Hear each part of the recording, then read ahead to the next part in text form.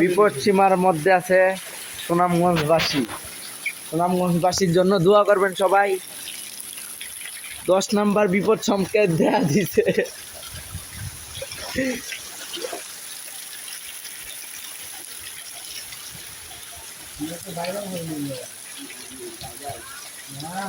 ভয়াবহ বৃষ্টি হচ্ছে এখানে,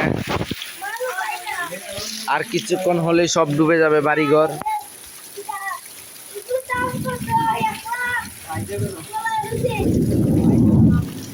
খুবই ভয়াবহ, রাস্তাঘাট ডুবে গেছে, যে তলিয়ে গিয়েছে রাস্তাঘাট পানি দিয়ে। খুবই ভয়াবহ বৃষ্টি হচ্ছে, সবাই দোয়া করবেন।